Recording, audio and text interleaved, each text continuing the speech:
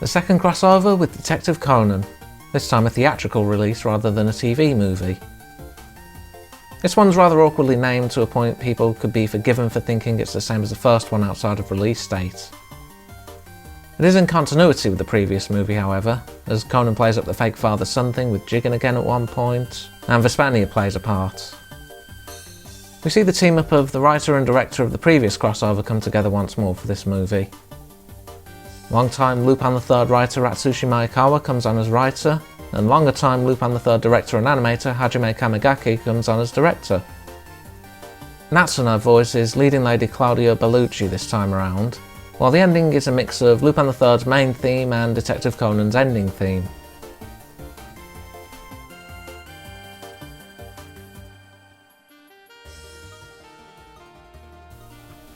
The police are on alert at a museum over a diamond theft. The thief is a man calling himself Kaito Kid, though someone in the crowd below questions that. Kid jumps away but pulls out a gun and fires on his pursuers. Conan gives chase as Kid escapes to a boat and forces him back onto the road. As he continues his pursuit, his skateboard is cut in half by a man with a sword. Sure enough, the Kaito Kid was in fact a disguised Lupin. Lupin talks with the man who ordered him to steal the diamond, learning this was all a test. His real target is a gem known as the Cherry Sapphire, which he has to steal in exchange for freeing Fujiko from yet another bomb necklace. Meanwhile, Conan's at Agasa's lab, watching the news as Agasa examines a skateboard and talks Lupin with some of the kids. For the record, this red-haired girl is Ai, real name Shiho Miyano, who was the person behind the poison de-aging chemical, eventually falling victim to it herself.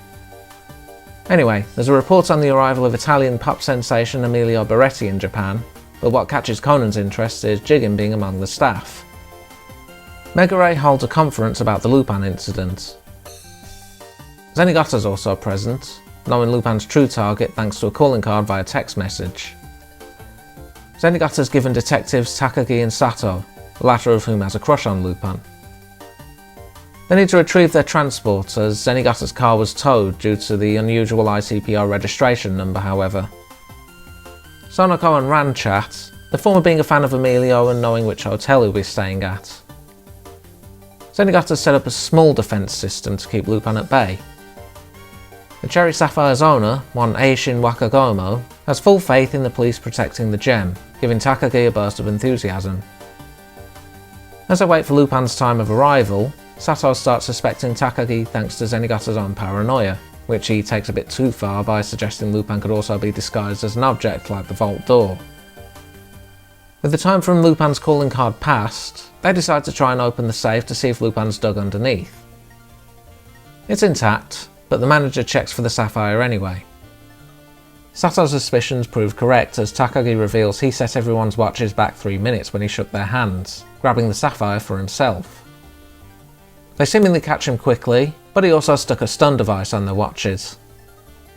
As he escapes, Lupin calls out his current disguise is Zenigata. He then places Lupin masks on anyone he can to cause a distraction. Sato manages to track him underground just as he lets his guard down. Unfortunately, she gets her leg caught in a train track. Takagi comes to her rescue, apologising for getting caught earlier. Sato cuffs him, knowing it's Lupin again. Of course, Lupin has fake hands at his disposal, so it doesn't last. Turns out Emilio's staying at the Sakurasaku Hotel, as Conan's group is headed there to meet him.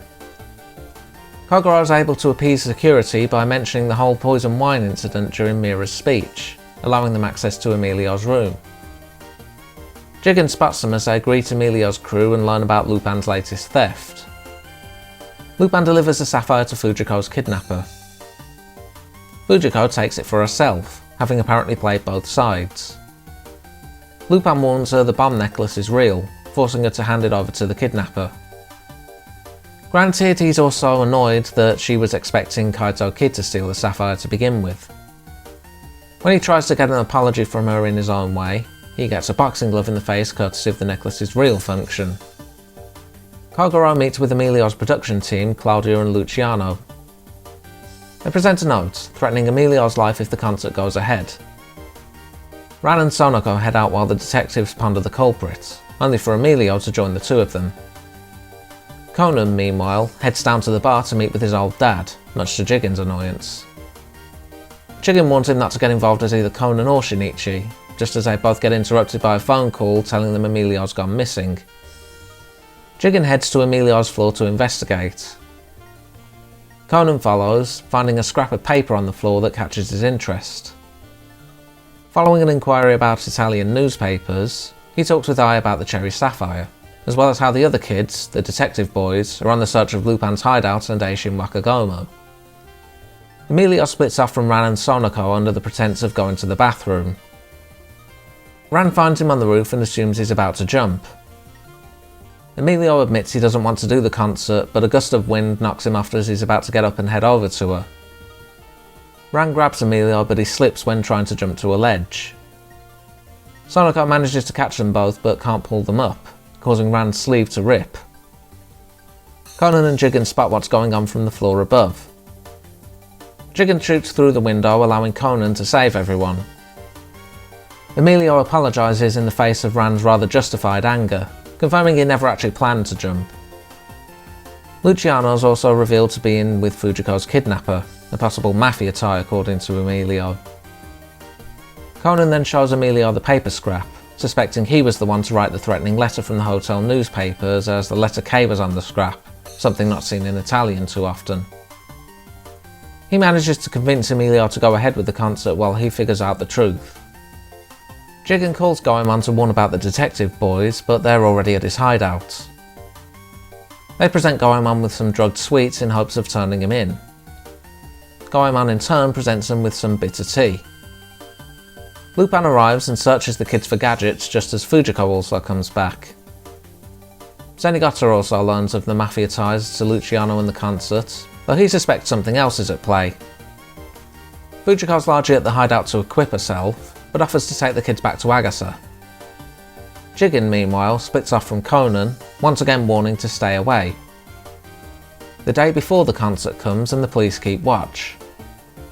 Conan chastises the detective boys for their recklessness regarding their investigation, but they figure it's part of a bigger plan. Part of the reason for that being Fujiko picked up Ai when she dropped the kids back, hoping to talk her into reworking the poison she created into an actual de-aging drug for her dream of eternal youth. Not that Ai's giving up anything.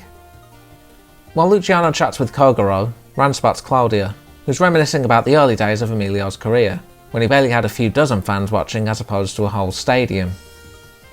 Meanwhile, a man named King meets with Lupin. Lupin warns him to stay away from Luciano, offering him plane tickets to give up his involvement. The concert finally begins with everyone on alert. As Sato keeps watch on the cameras with Zenigata, they learn of an extension to the stadium's underground. Driving through it, she ends up on the street. Zenigata suggests looking over the cameras posted there, spotting Conan riding by. Ran reveals to Claudia she and Emilio know about the cherry sapphire business, and tells her to step back while she has the chance. The detective boys recruit Takagi, as they were sent in the wrong direction by Ai to keep them out of danger.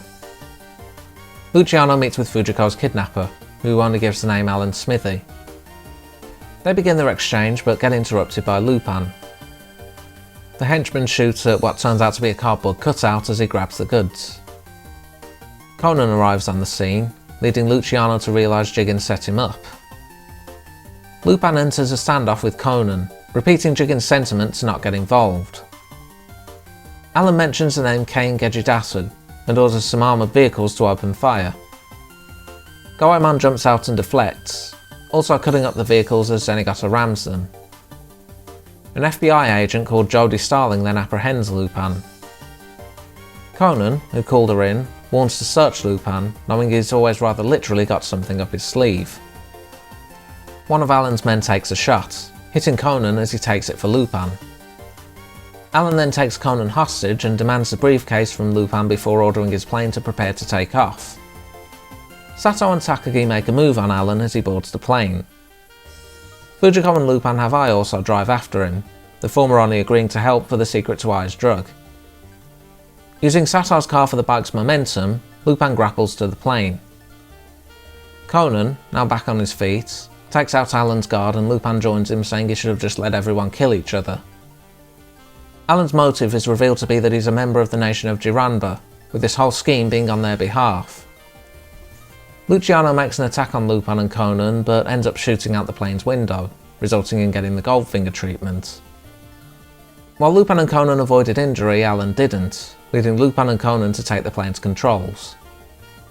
Alan laments he won't be able to help his own nation's youth as he dies, learning of Conan's true nature. Conan turns his attention to Lupin as he searches for a way to repair the controls, having figured out this whole exchange was about Vespanian ore thanks to noticing Jigen using dowsing rods in Emilio's room. He also figured out the names Eishin Wakagomo and Kane Gejidasu were just anagrams for Goemon Ishikawa and Daisuke Jigen, giving a snide comment about the lack of creativity on Lupin's part. A pair of Vespanian jets advance on the plane with missiles ready, as Lupin's deal with Keith was to shoot it down if it took too long. Lupin tosses the cherry sapphire to Conan and tells him to use it to help disable the attackers, as it was carved from the chunk of Vespanian ore he used back in the previous movie. Conan's pinned down and tells Lupin to move the plane up and down. He then manages to shoot the ore into the engines, throwing off both the missile's tracking and the jets. Lupin has a dinghy prepared as they parachute out of the crashing plane. Meanwhile, Emilio's concert goes off without a hitch and he reconciles with Claudia. I and the gang arrive in a submarine to get Lupin and Conan back to shore. Ai reveals she never intended to give up the secret to her drug, leading Fujiko to take her anger out on Lupin. Conan rejoins with Ran and the others as they see off Emilio. Lupin, meanwhile, goes on another diamond heist. Unfortunately for him, it was already stolen by Kaito Kid, with Zenigata waiting. We also never did get that crossover between Lupin and Kaito Kid in 2020. Possibly due to, well, you know. I think this movie requires a bit more knowledge of Detective Conan than I have, as I feel like I'd have a better idea of some of the characters seen here if I was more of a fan. For example, I only have a passing knowledge of Ai, given she's not introduced for nearly 200 chapters according to what I read up on her. Same for Kaito Kid in a sense, as all I really know is he's the protagonist of Gosho Aoyama's earlier series that got folded into Detective Conan. Of course, it could be the same for someone who's a fan of Detective Conan but not Lupin for all I know, though the Lupin cast being smaller in size might help a bit more. At the very least, I can mention some of the Lupin references that stood out to me. The sequences for the gang's introduction being recreations of those from the pilot stood out for one. Plus, there's also a brief shot of Kyosuke Mamo in the background at one point, just chilling out with some ice cream rather than messing with time. It was honestly quite clever working one of them into the story actually, as Eishin Wakagomo's appearance is pretty clearly based on Goemon's old master Momochi, making the twist towards the end having extra relevance. Story-wise, this one felt quite low stake for most of it, especially compared to the previous movie. Also kind of funny that the two villains more or less get rid of themselves towards the end. Alan Smithy seems like he'll have more to do, but it's only when he's dying that we really get to learn anything about his motives. Speaking of which, it goes a bit into overdrive with referencing the previous movie towards the end, but with the Keith cameo, reference to Mira and the Vespanian ore coming back into play. The cherry sapphire being made from the same piece Lupin picked up was a nice touch at least. Having a good portion of the story take place at the same hotel did serve as a good bit of familiarity too. Kogoro making use of the poison wine incident and Conan trolling Jigen with the father-son routine again being standouts on that front. As with the previous movie, probably one that would be better appreciated by people who are fans of both series, but there's a decent amount of screen time for both sides. Next time, we encounter a hitman looking to raise Daisuke Jigen's gravestone. Until then,